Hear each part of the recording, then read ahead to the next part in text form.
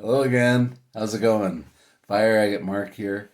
I wanted to put out another video and get some more information out there. I'd like to start off with an apology for those who are following carving from beginning to end. Um, I've mentioned before I keep pocket rocks. If there's a rock that I'm working with and if I'm stuck on something or trying to figure out how I'm going to approach it, I'll generally take that rock and a little piece of sandpaper and keep it in my pocket. And every once in a while, I'll take it out, do some sanding, look at it, try to assess the stone, figure out where I'm going next. Occasionally, I do misplace the rocks. I've checked the wash everywhere else, so I'm sure it'll turn up. I have faith, and but I'm not going to stop doing videos just because I have to pause on that one piece. I want to say thank you to Cutting Edge Supply. Uh, I was looking over their tools. They've got cab kings, they've got genies, they've got benches, they've got sintered bits, coated bits, brushes, polishes. Um, if you name it, and you're thinking of a tool, they have it. And so I'm working with them. And if you use promo code MARK when you check out, all caps MARK, um, then you get 5% off your overall visit, and then or your purchase. And then in the future we might work out something else and do a little bump too, just to get get a little better deal, for a special occasion. Um, but that is awfully generous of them because they are very competitive to begin with. So an additional 5% off, that's pretty darn good. Let's see. So today I'm going to get back. I've been carving a few pieces in between back and forth. So I'm just going to carve into some of my Imperial grade, continue carving like I was carving normally. I might share a couple of tips and tricks along the way, but it's basically showing what I'm doing when I'm in the shop. Um, Thank you so much, Amber J. I love you, sweetheart. You motivate me and you keep me going, and it's nice to get back in the shop and feel refreshed and recharged. Uh, let's see. If you haven't yet liked and subscribed, please do. We're getting real close to 5,000 followers and another giveaway. If you have any direct questions, you can check me on fireagatemark@gmail.com. If you're looking for some stones or some material, there's marksminerals on eBay, and I'll put a link to that up. And I should be getting some more stones soon, hopefully. Uh, I took a little bit of a hit. I had a big shipment coming in from Mexico that arrived at the FedEx warehouse on the 18th of last month, and let's see, it's almost been a whole month, and now it's lost. So there's 50 pounds of rocks gone. Um, so that kind of sums up the risk involved when dealing with fire agate, especially when buying it from overseas or from a different place. It gets really complicated. I've had stuff go missing with UPS, FedEx, DHL. I think I'm pretty much even right across the board, and I've lost thousands and thousands of dollars in stones. Um, but the fact that I love what I'm doing just keeps me going. So let's go ahead and get back to it. Let's get some of those tips and tricks in, and let's get started. Okie doke. So, as a general rule of thumb, I like to work a couple stones at once just because it's easier than having to trade the same bit out over and over again.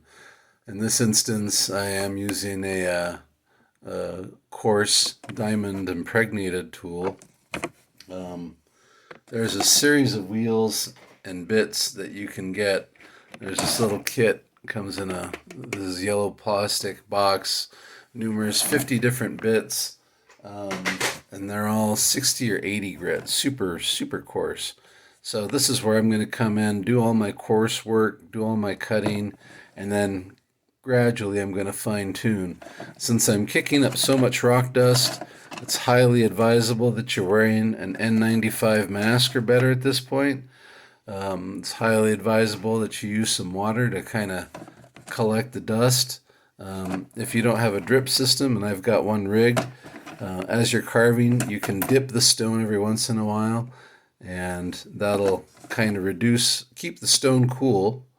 It'll reduce the amount of dust, and it'll clear your work area so you can see where you're going. So let me go ahead and put my mask on. And I apologize for the noise in advance. Sorry about this. Let's see. Pick up the water.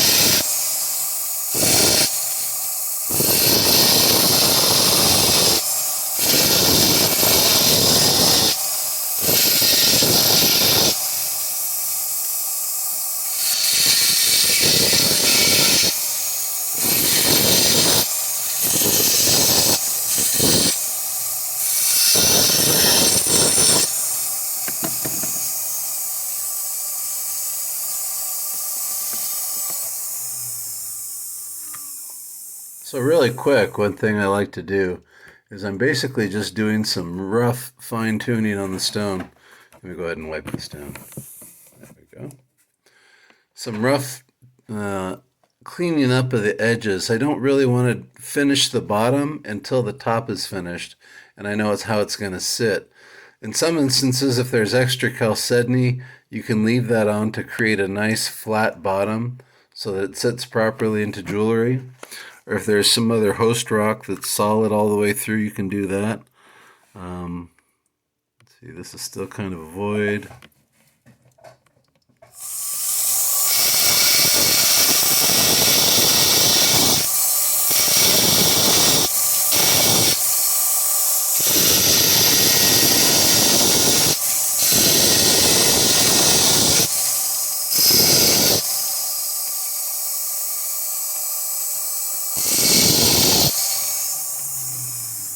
There we go.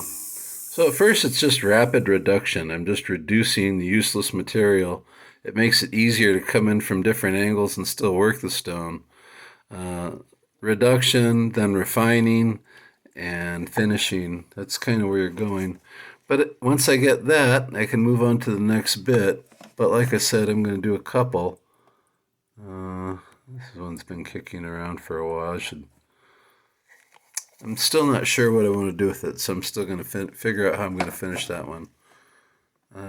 This is a good time to get rid of that garbage and make your edges neat.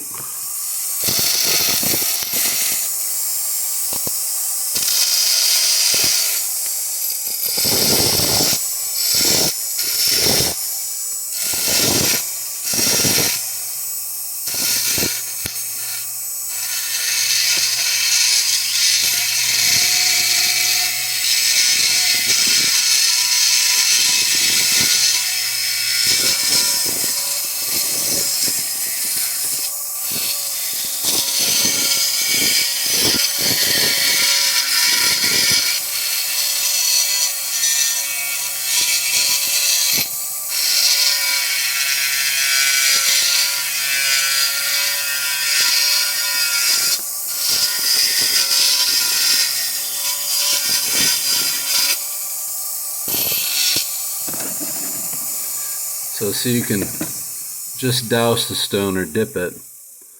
And I don't want to clean the whole bottom until it's decided, but there's more for refining. Let's see.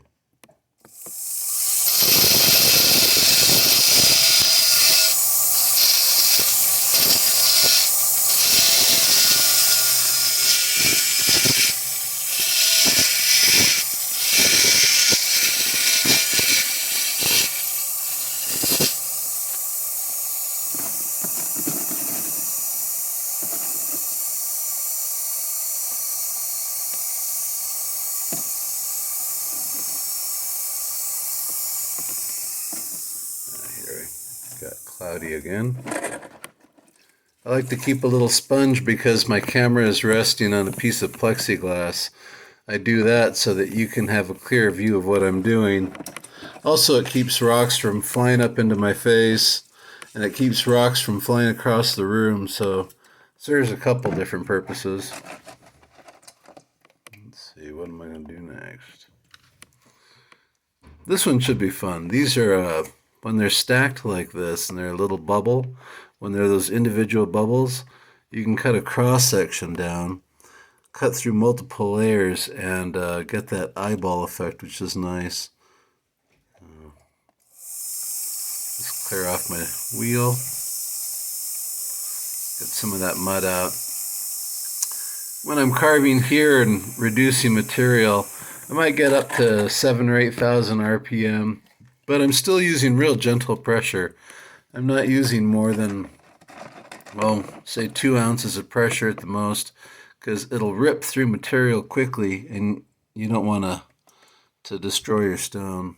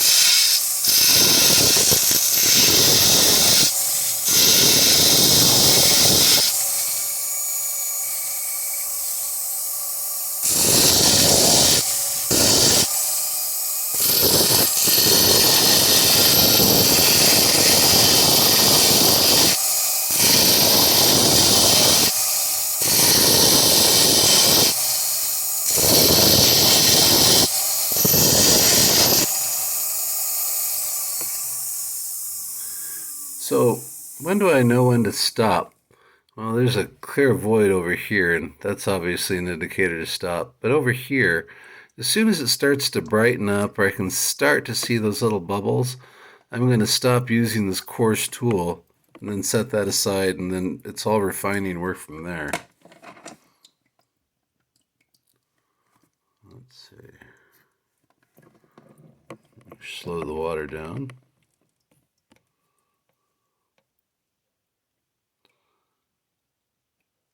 Yeah, I don't want to use coarse on this one yet.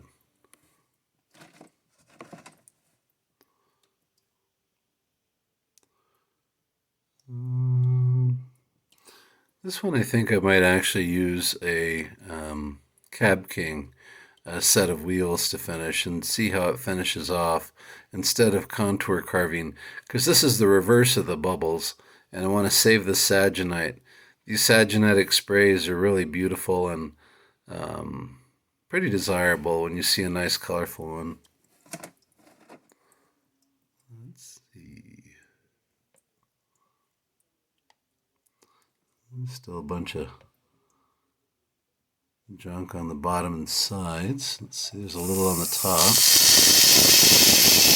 Real gentle pressure.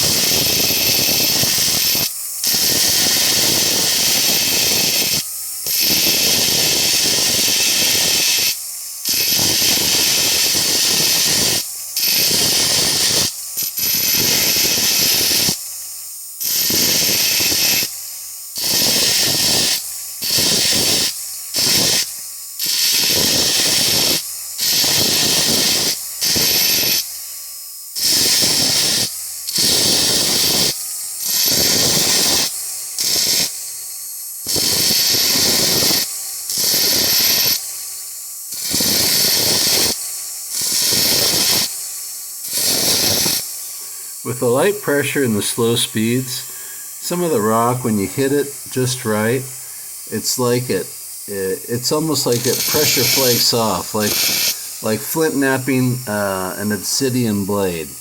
It kind of slings itself off.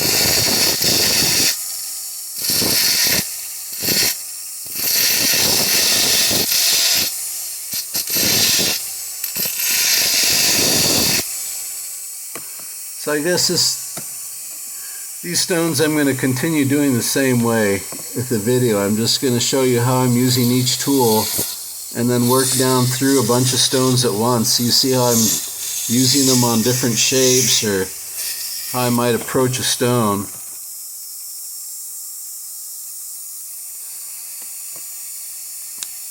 One of the things I am selling right now on eBay are some Zoom classes. I'm doing one-on-one and some group Zoom classes. We've had some really good success when people are stuck on a certain project. Sometimes it's nice just to have that one-on-one time, one little class, and see if they can get their questions answered. And like I said, I have stones in just about every stage of readiness, so it's easy to pick one up that's similar and follow along. There we go. Let me wipe down for this. Let me clean up my area. I'll be right back. All right, the black rock, Pierdas Negras. This one's obviously got a nice color lip going through, so I know where to stop. But if I'm coming in and not sure where to go, like I say, I want to do a test corner, sacrificial corner. On this one, I can actually follow the lines. Let's see if we can zoom into this. And you'll start to see, if I can get it just right, how these layer. They stack on each other layer after layer after layer after layer. And that's just where the color is deposited. So I know that's about where I have to stop. So I'm doing some rapid reduction of material until I start to expose the color, and then I have to back off quickly. And then use finer bits to get in there. But let's see, right at the corner, this is how I would approach.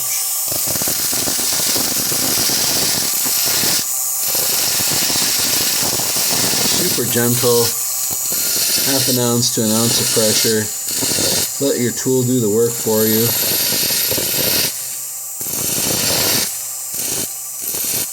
There it goes. And like I said, it almost pressure flakes off, and you start to see a little, well, it's hard to see there.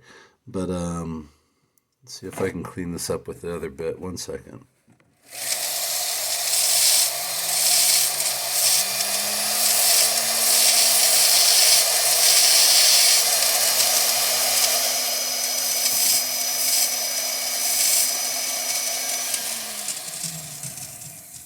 See if we can see that.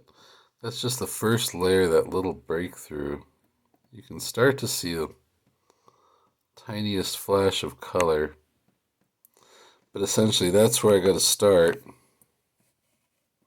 Although I do have a ways to go.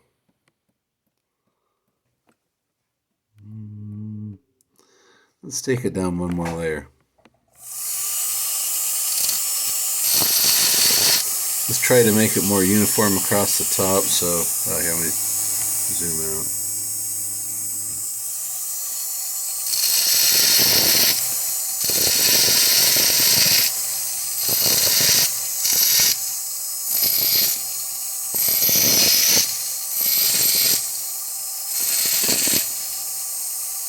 There we go.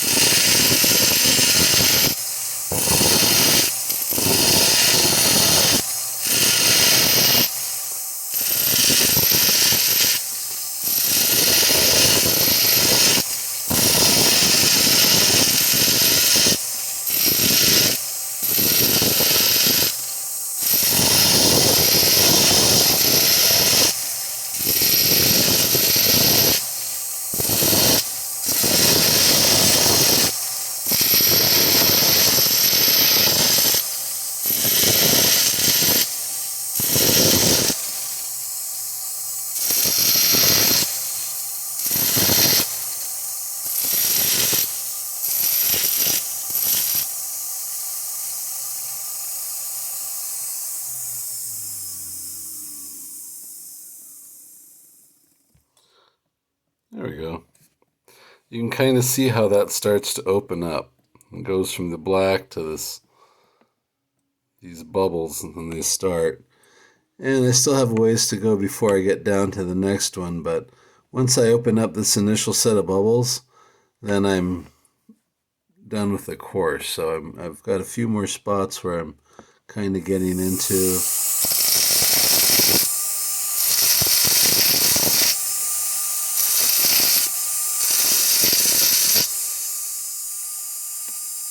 nice and light.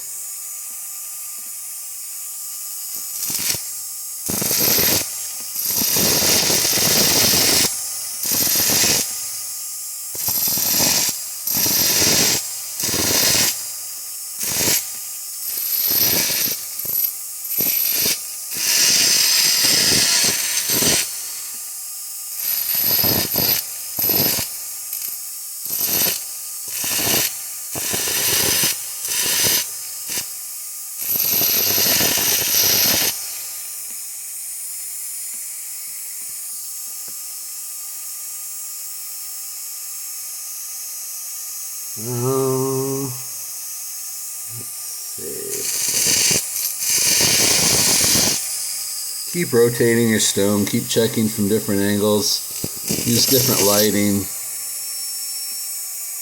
That's as close as I'm going to get with the coarse bit. Let's see. I'm going to clean this up.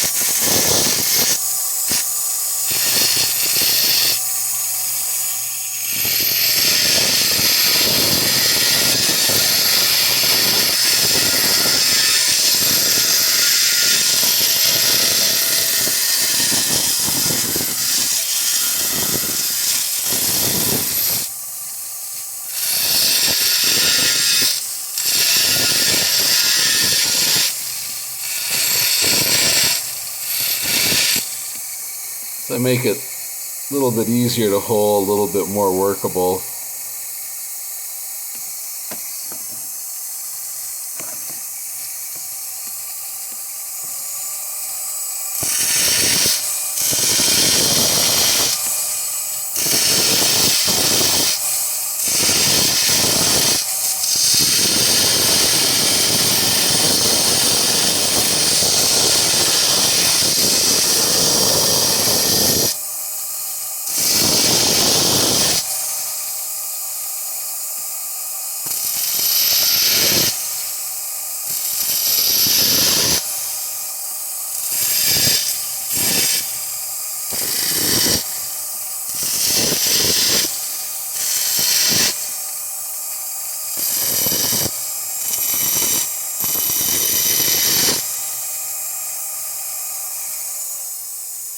Alright, so there's some really pretty purple in there. I don't want to get too close.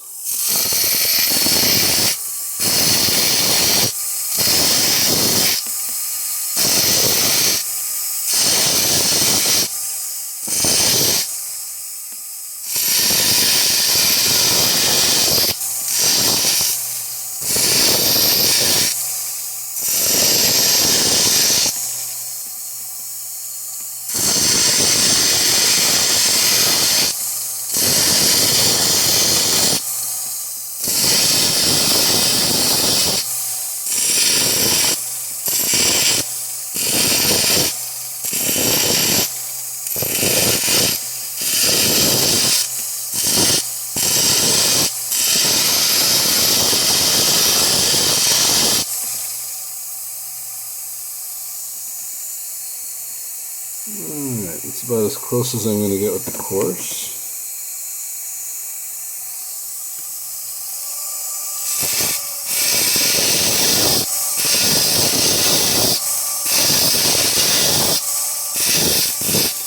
When I'm doing the sides, I also try to keep a little bit of a bevel so that it's going outward and down, almost like a pyramid, but not quite as an acute an angle.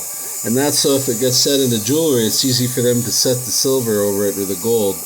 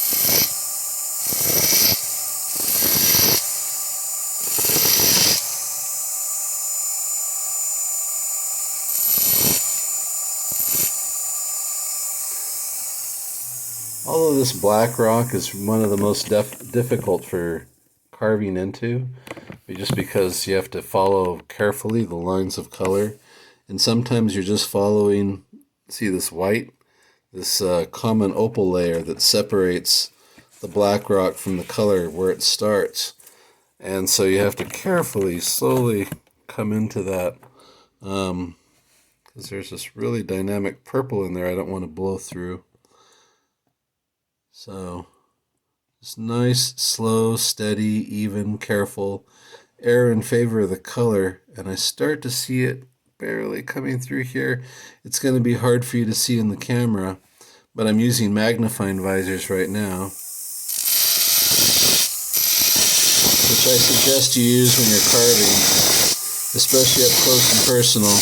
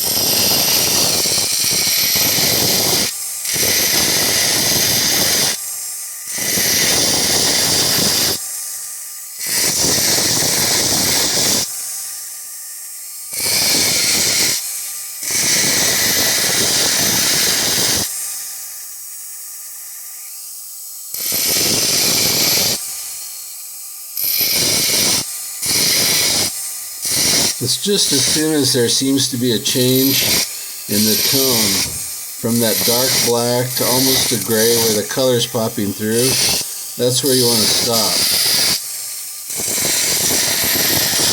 At least with the coarse bit, and then you can do your refining with finer bits.